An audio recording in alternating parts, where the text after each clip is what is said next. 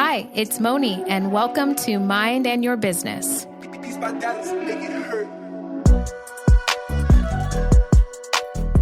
Hi, team. Welcome to Mind and Your Business with Moni.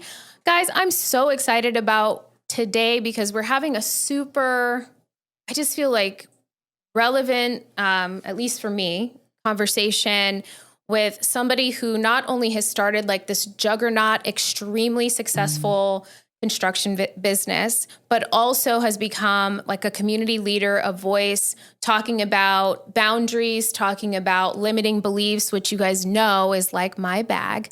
I'm with Wendy Knipp, and she is just phenomenal. And so we're going to just have like a great conversation and like uncover some, hopefully some really helpful and practical tips to help you discover maybe if you have some limiting beliefs, how to recognize what they are and maybe how to combat them and just kind of learn about you and your whole journey. So thank you for being here, Wendy. You're so sweet. That was a great introduction because I think you're pretty amazing. Hey, thanks. Thank you for having me. I made that introduction up on my way here. So thank you for recognizing it and thinking it was good. That makes me feel good.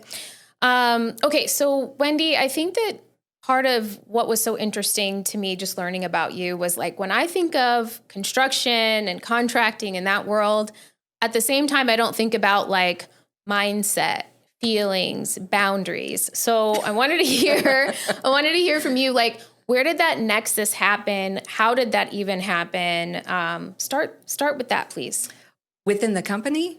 Just within you, or like, how me? did this become like a thing that's bubbling up and percolating in you to where you were trying to share it with the world? Okay, that's a good question. I think that I've always been the way that I am. When I was younger, I think it's my generation as well. We were not encouraged. So you were taught to think small and be small. And I think that what happens is you start to get, you believe it. And when I first started with Knipp, when we first started Knipp Contracting, my husband and I, because we are two different people. Okay. He's more of a linear thinker. I'm more of an abstract thinker. Okay. So I naturally think outside the box anyway. So I naturally internalize things. And it's, those, and it's just now starting to kind of come around like on TikTok and Instagram where you have people that think all the time. Yeah. I had no idea that there are people out there that don't think all the time. Think. Same. I'm like, my mind is going off constantly. Yes. And it was quite like, funny. hey, I'm like, you mean to say there's times where your mind is quiet? Like, I don't even know what that's like. Yeah. Like, what do you think of something, right? And sure. Like, no. And I'm like, okay, come on. Like, it's just blank? Like, how does that work for you? Like, you're not thinking of anything? Yeah. Like, that doesn't make sense. So I think that I was just kind of naturally that way. And then when we started Knipp Contracting, my husband and I, so we're both alphas. He's linear. I'm more of an abstract thinker. And so we valued our relationship a little bit more. And so we decided we weren't going to work together. And then I went to this event with him. And I was like, hey, are you networking with them? What's going on? Because you're only talking to one person. Well, that's his natural. Yeah, that's just who he is. Yeah.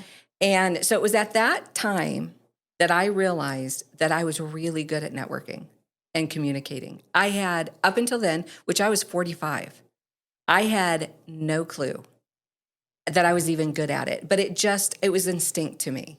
And I just naturally knew how to connect people. I genuinely it's instinctive. So I genuinely want people to do well. And so my big thing was whenever I met somebody new, like, how can I help you? Explain your business to me so I know how to help you. Interesting. And then I would just connect the dots. And then it just kind of happened from there. So I'm naturally an empath, which it's interesting because anybody that is an empath, I think, understands that you're an empath because when you were younger or at some point in your life, you had to judge the room. Right. There wasn't enough consistency. So you go through the room and you're like, okay, what's the variable? Right. And so I've just always done it. I go into a room and I'm like, okay, what's the variable? And so when you talk about what makes me different, I think that's probably it. Right. So you're in this world of probably mostly males, linear thinkers, who are just like, hey, this is what it is, but you're reading beyond that. You're seeing these unsaid things. You're making these connections. So not only are you having a unique experience, but you're also bringing a unique value to this community now that maybe didn't have this networker in there before, and someone who actually gave a shit about them and, you know, what their goals were and all that. So within the company, is that what you're referring to? Is like more within the company? Okay, so that is actually an interesting story. Because for years and years, I'm like, I am the only one of my kind. And I did feel, not that anybody did this to me within the company, but I did feel like an outsider. And so they were really good about listening and hearing what I had to say. Not always was it conducive for them to kind of move in my direction, because I wanted to move a lot faster. I can see the train crashing before anybody ever gets to the train station. So that was hard for me to kind of slow myself down and be like, okay, let's slow down. Let's talk about this first. And so, but they came along. They're an amazing company. And my husband, of course, I think is just phenomenal. Yeah. And he was really good about being open and kind of going through it. But in the beginning, it was tough. Nobody really understood, because that's not the world they came from. They were very much grit and get it done. And, you know, let's move at a speed where, you know, so that we can get the job done. And it was me that was like, okay, but we kind of need to talk about this. And so I was more on the background doing like the morale and like, okay, they need to be heard. Yeah. So when you sit and listen to them, and, you know, the team members that we have, I'm like, you need to slow down. You need to like listen to be understood, not just listen to react. So that actually was very difficult in the very beginning. And I thought I was going to lose my mind. Well, you know, I can only imagine, because it is a world where you would be somewhat like an alien, right? And so you feel a little bit isolated, and, you know, you're trying to find your voice and your footing and your value in that arena. That's interesting that you pick up on that. Thank you very much. Because for years I was like, I'm alone. I don't know. Well, one of the things I think is interesting about you is that you're saying right now, I feel alone, but at the same time, your outer presentation is very much a person who is creating connections. So you're building, I want to talk about your socially brave community, that kind of push from you, because I feel like this is actually a really good dovetail into that of like, I feel alone. And next thing you know, you're out here creating this like Facebook community.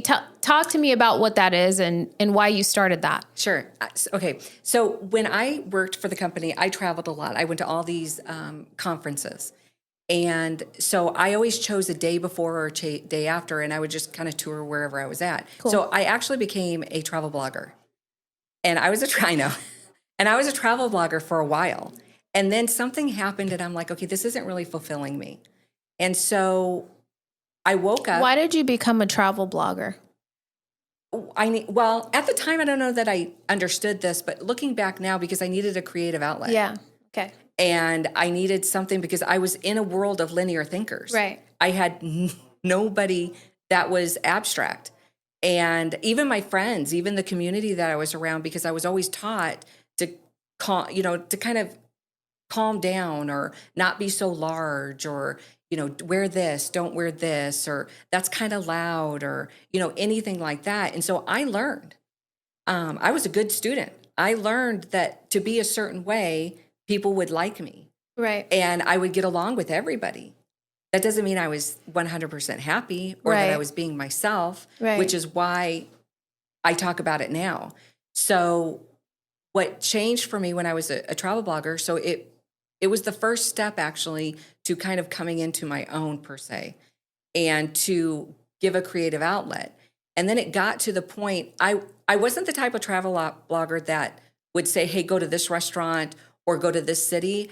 I was the travel blogger that told you about the people in the city or what I saw. So more about the heart of it.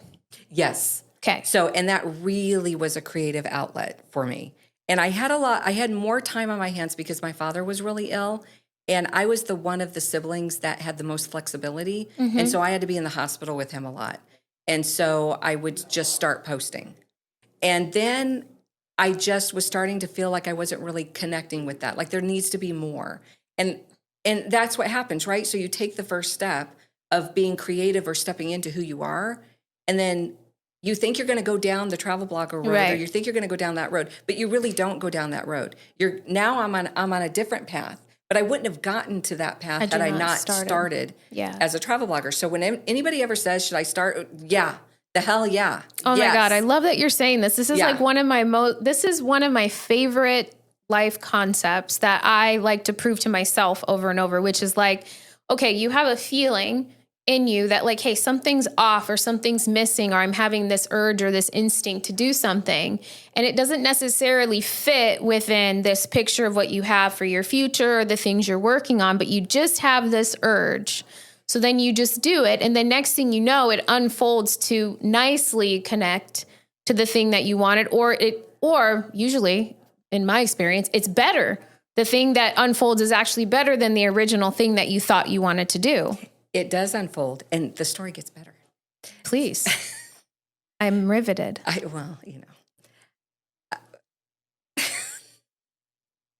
I'm hilarious. You are hilarious.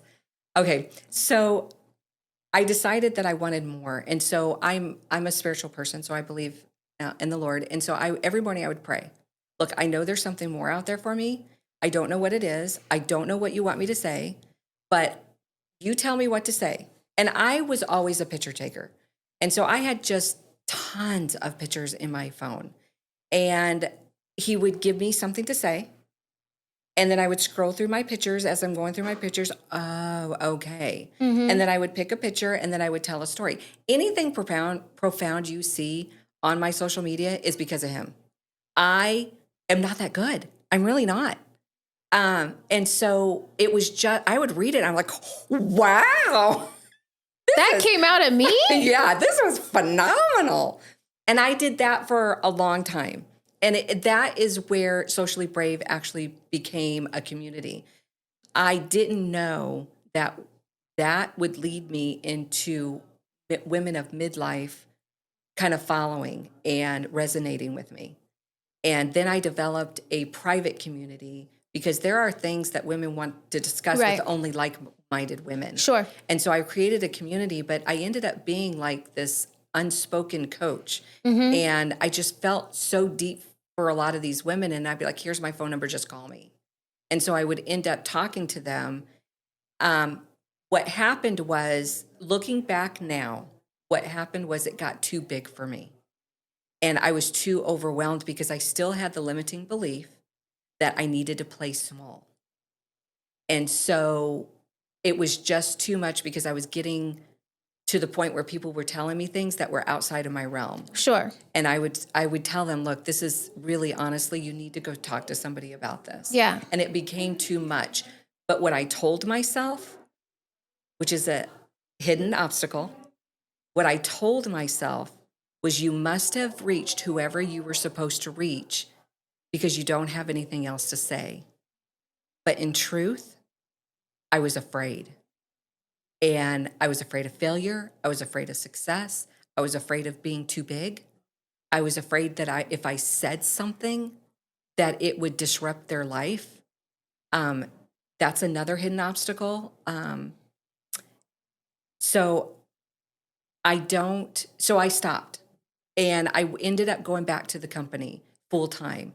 So because at that point I was a little more, I worked from home, but it was almost on autopilot at that point. Mm-hmm. So for years I sat on that, and, I still had people communicating with me and still wanting, but I really kept it as a distance. I didn't post as much. I didn't pray about what do you want me to say anymore, because I really, at the time, believed that whatever it is I was supposed to say was done. But the Lord was like, no, you're not done. You just have a little lesson to learn, and then we're going to put you back in. And so when I went back to the company, Knipp Contracting, I was there for probably about 4 years. And then I started having anxiety attacks. I started having heart problems. And so I would go to the doctor and I'm like, no, there is something wrong with me. And okay, we're going to test you. So my doctor, I went to the cardiologist. They're like, at the end of the months, several months that I was being tested, like, we don't see anything. I'm like, okay, so what you're telling me is that it's stress. And we're like, yeah. So after much research and much self-reflection, I learned that my heart wanted to go in such a different direction than my mind would allow. And so it created the self-doubt, and the anxiety started because there was such a conflict within me. Right. This disconnect. Right. So, and isn't it so interesting how your physical body will manifest, oftentimes in the actual, like your heart. So you're having heart palpitations, chest pains, all this, because it's literally, there's an ache there that, hey, something's wrong. Something's disconnected here. It's not a physical thing. It's an emotional thing, but it's still manifesting in that physical way, which is just so amazing. It is interesting how because logically, like something's wrong, but because you're still trying to be consistent and you're still trying to go down the path that society said that you should go down. Yeah. The other thing for me is I had in my mind, which is a limiting belief, that I should be this corporate woman, that in order for people to respect me, I needed to be this corporate person. And that isn't even who I am. Right. So if anybody gets anything out of today, understand who you are. Take personality assessments. Write down on a piece of paper what you like to do, what your goals are, what's important to you, and you will find a consistency. And the other thing that I think is really, really important is I want everybody listening to write down on a piece of paper, and you write for as long as you possibly can, but you keep writing and you free write until you feel relieved and you feel that you're understood, because your subconscious is waiting for it. And I think that's really important for anybody to do, because that will be the first start of who you really are. And of course, I know that I'm pretty extroverted. I know that there are things that just come natural to me. Communication, I could walk into a room. I don't care who's in the room. I don't care if you have the president in the room. I don't care if you have, a team member in the room. It doesn't matter. I can talk to anybody in that room. I don't get, your status does not mean anything to me. And so I know now that is something that not everybody does. Right. Now, you would think that would be kind of a leader, right? I don't think so. And I learned through this whole process that what my superpower is actually talking to people, is actually communicating, is networking. But when I learned that being in the company, I was ashamed. I'm like, really, that's it? So I'm down to just talking to people? That's what I'm good at? Like that can't be possible. And until I leaned into it, right, did I realize, and then I fulfilled my lifelong dream, and I was on stage and I told my story. And that was like, I wouldn't have gotten to the stage had it not been starting the blog, starting the travel blog, because the travel blog got me to where I am now. So I guess if you could look back, you could probably see like clues and connections with each of the things that felt natural, or were kind of that yearning of like, do the travel blog, do this. These were all these like expressive, connecting, communicative things. So it's like there's hints being dropped of what your real superpower is. But it wasn't until when you like, what was that moment where you got that clarity of, oh, that's my superpower? Now you're saying you looked at it and like, oh shit, that sucks. But like, when was that moment where you really realized, oh, this is my superpower and I'm going to view it as a superpower instead of as, oh, that's it? Like, how did that happen? I think that we know what our superpower is. It's really when we decide that we're going to lean into it and it becomes a gift instead of a curse. Or something you want to change to emulate someone you admire. I want their superpower instead of mine. I think so. I think that it can start with like, oh, I see something in them that I want to be. But I think see. that's a start. I think we all have our own kind of superpowers. Right. And what we're really good at. If being so extroverted, you would think that I could lead a team, but I cannot. The patient level that I have is so low, and I just end up frustrating people. So that was something too, that although I could motivate them, I couldn't lead them. And so that was something that is in my superpower that I had to kind of transition from, okay, you can be a motivator, but you can't be a leader. And once you figured that out, or once I figured it out, I no longer felt shame. Yeah. I did actually view it as a superpower, because I realized that not everybody can do that or wants to do that. Sure. But I don't know if I was trying to think of like a defining moment. I can tell you that when I was on stage, that was in my mind. I remembered when I was very young, like in my early 20s, that I remember thinking, I want to be on stage. I want to tell my story, when I didn't even have a story to tell. Interesting. I can tell you that those two connected when I was there.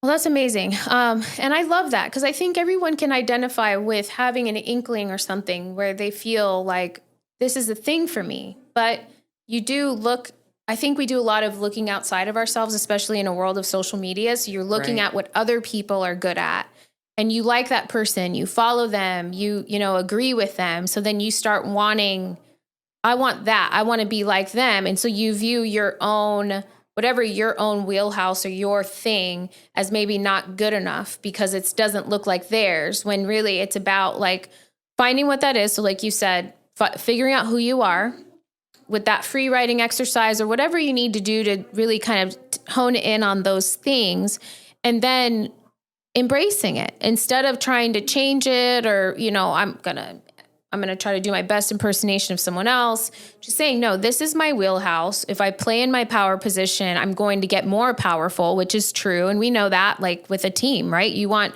the right team member who's good at that thing to focus on that thing. You don't want to have them focus on that thing, plus let's add this thing you're not as good at, because now the original thing, they're not even doing a great job at it. So it's similar in that way, would you say? I would. It's not, it's interesting as you're talking about it. I mean, the wheels are kind of turning in my head, and I'm thinking it's not so much like you're in the right seat, because I do feel like I was in the right seat, but I wasn't doing the right actions that aligned with who I really was. I was good at mentoring. I am good at it. And I am good at, getting people to move forward.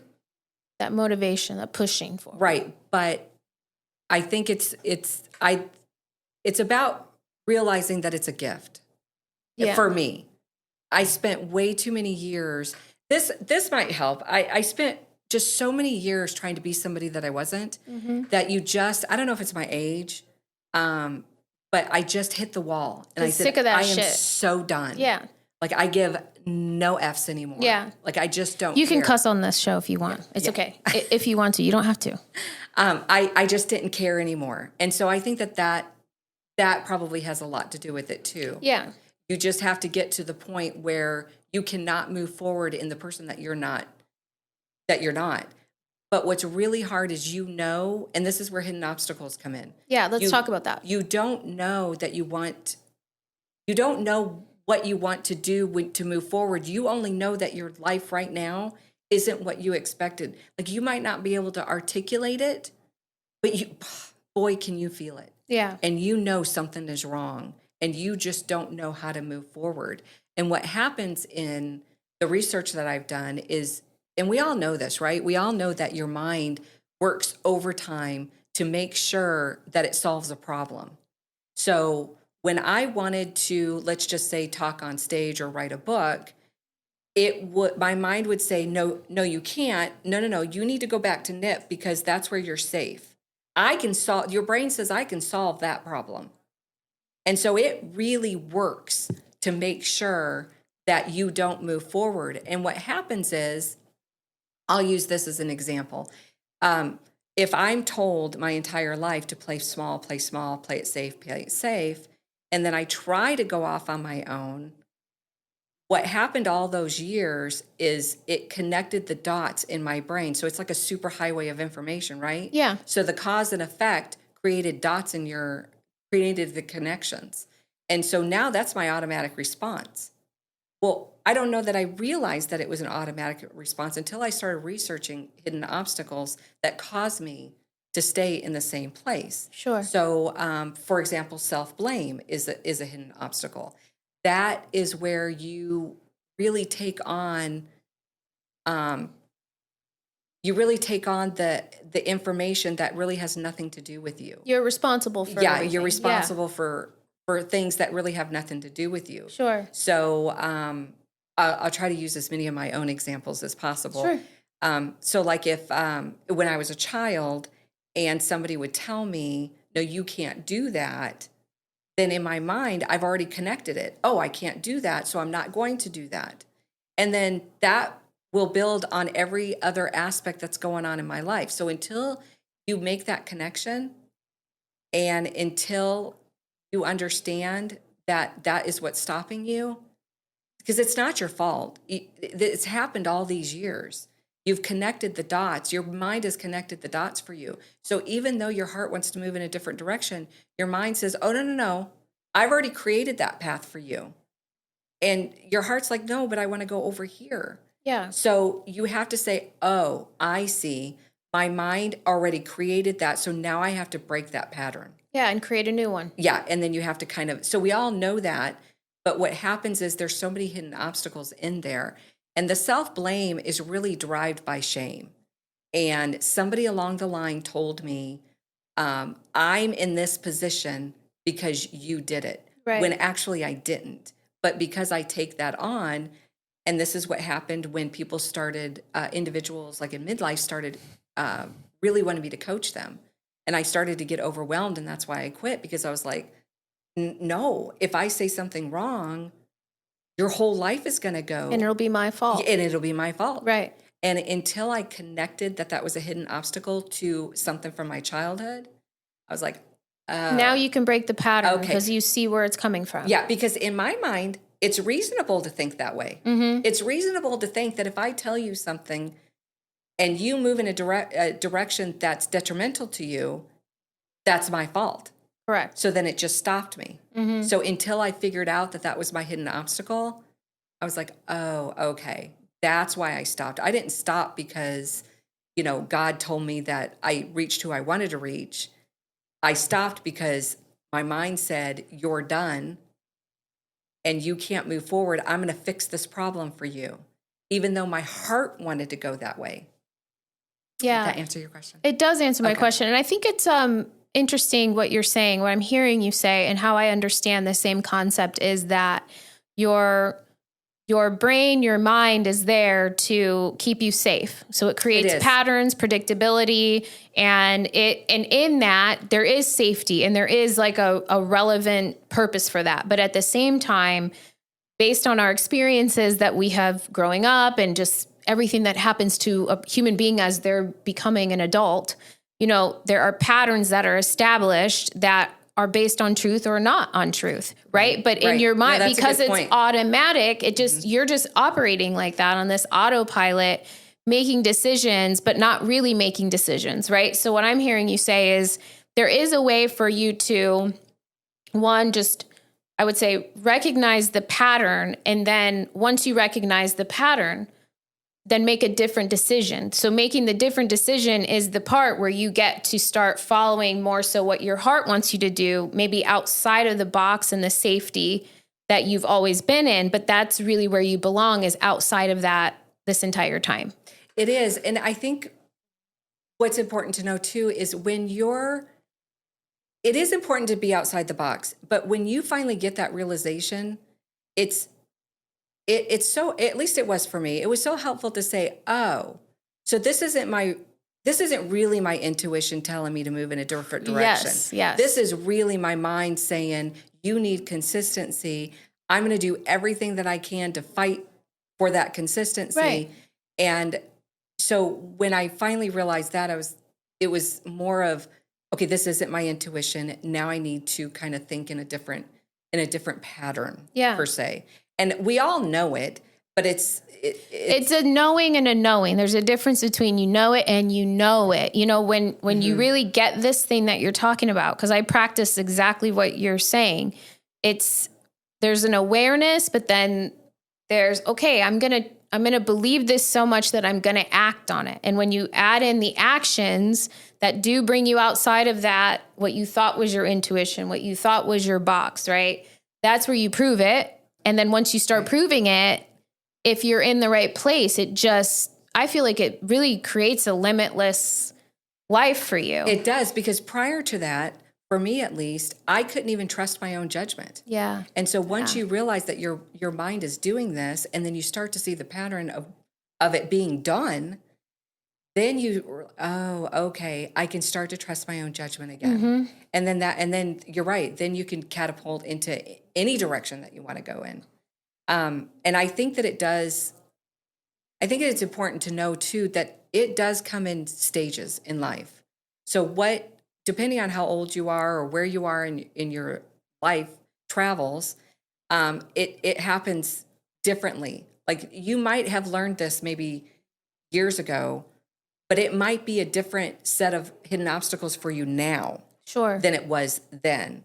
So it's really important to kind of always evolve and always keep it at the forefront, thinking, is this intuition or is this my mind telling me to stay consistent and to stay safe? Because we all want consistency. We all need to be safe.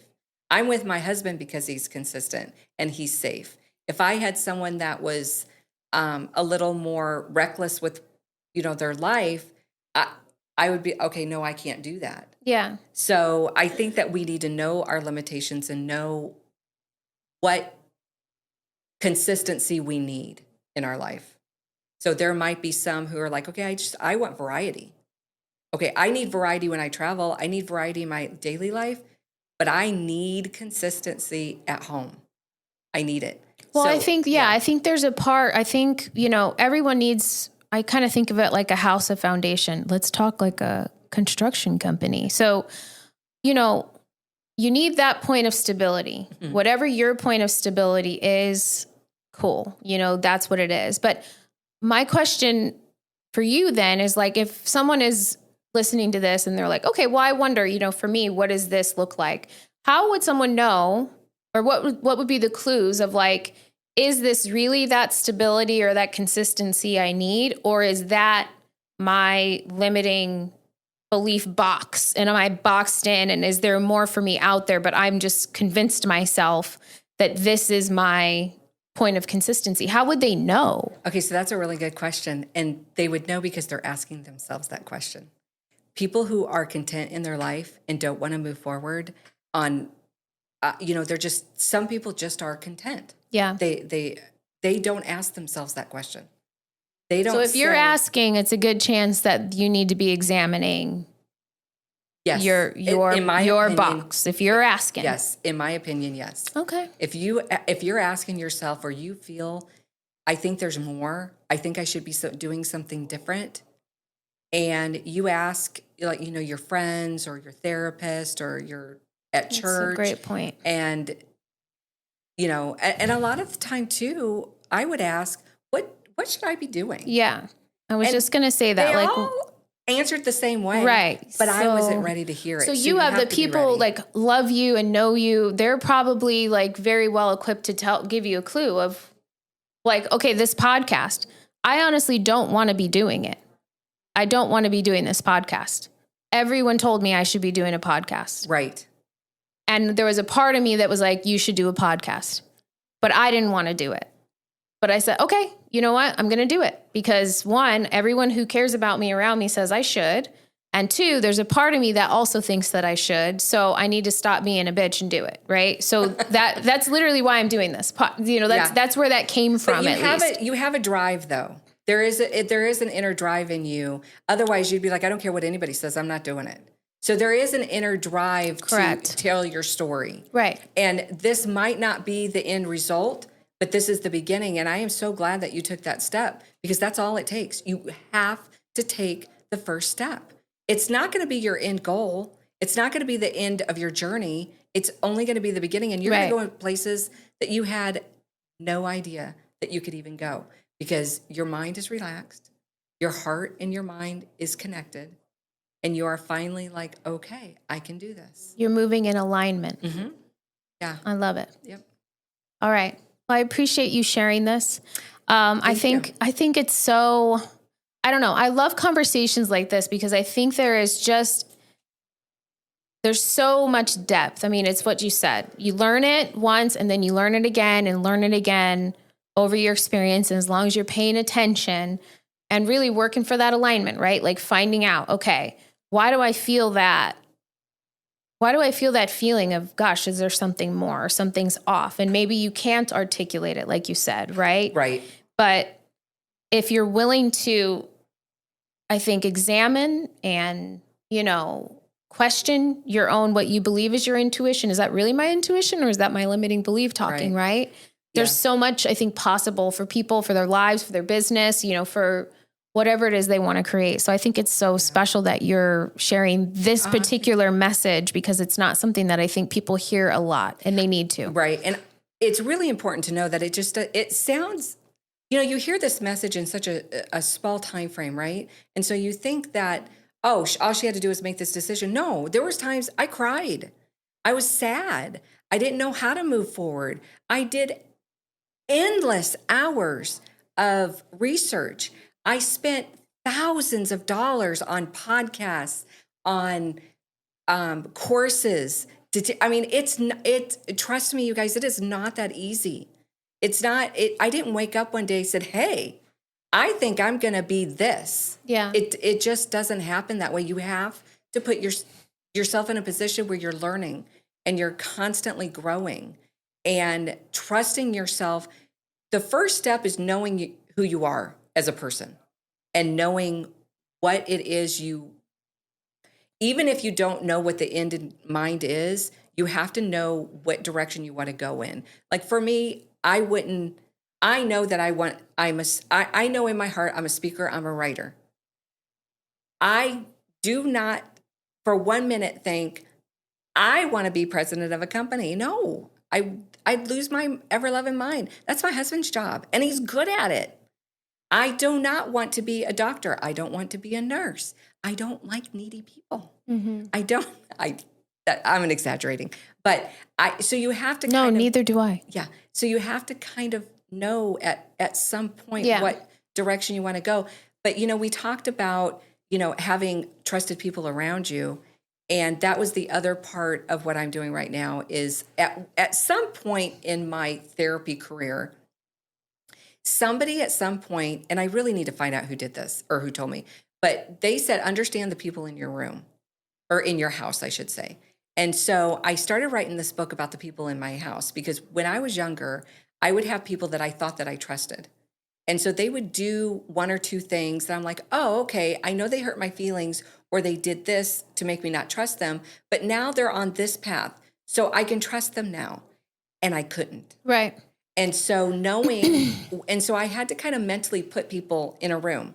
Like people were either on my curb, they were on my porch, they were in my living room, or they were in my kitchen. Oh, I love that. That's cool. So if they were on my porch and they disrespected me, then they would go to my curb. Now, I wouldn't tell them they were on my curb. Oh, I would. I like the idea of, you know what? You're in the street. Yeah, you didn't do like that. To. You didn't do that part. No, that's what I would do. Because it was more of a mind thing for me. So I knew that when I saw that person again, okay, they're on your curb. So they are not allowed to know what's going on in your life because they will use it against you. Sure. So I knew not to say certain things because I'm extroverted. I'm going to process out loud and I'm going to overspill things that I probably shouldn't say to people. But I have to walk into, and in the beginning when I was doing this, I would literally tell in my mind, okay, they're on my curb. Do not tell them. They're on my curb. They're on my curb. They're on my curb. And so, or they're in my living room. You could tell them this, but not this.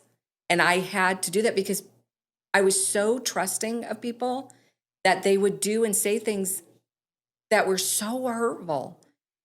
And then the next day they would do things that appeared to be that I could trust them. Right. And I couldn't. And I would get hurt over and over and over again. And so I'm like, no. They're now, on your porch, or they're on your curb, or they're in the yard. What a cool exercise to do for boundaries. I'm hearing you talk about, I mean, really what that feels like is really a boundaries type of exercise, right? And so depending on what room you're allowed in, it kind of allows that type of, whatever level of access that is, right? Right. So if we were talking earlier about, let's just say I never told anybody that I wanted to be a speaker. And if we're talking about going to people in your community and saying, what do you think I should do? Or what do you think about this? I see. Then you wouldn't necessarily, because if that was really deep in you, because it wasn't until you want to guard that. Maybe 2 years ago, I finally voiced it out loud. I want to speak on stage. Yeah. But you don't want to be telling people who are curb people that, because they're going to stomp on that. And they're going to use it against you. Yeah. And then it's going to develop a pattern in your brain. And then you're going to start thinking to yourself, I know exactly what you're talking about. I cannot do that. Right. Because you're really hearing their feedback that now has become embedded into your correct. Yeah, pattern. Correct. And next thing you know, you think you're talking yourself out of it, but really it was them hating on you, causing you to feel like I can't do it. Correct. I love it. Yeah. I think that is so incredibly helpful. What a great visualization what a great visual tool. Like I picture a little house with its rooms and all that. So it's very good. It's hard, especially when you're first learning boundaries. Boundaries, what people don't really discuss about boundaries is the person that you're trying to create a boundary with, they're going to push back. If they didn't push back, you wouldn't need the boundary to begin with. They're gonna make you feel so bad. Mm-hmm. Why are you doing this to me? Right. Why is it, there's something wrong with you? You just think you're better than me. No, I'm trying to have a peace in my heart, man. Yeah. Back the fuck off. Yeah. There, I love that. Good for you. Thank you for that. Now we can end this podcast. Oh, okay. Just kidding.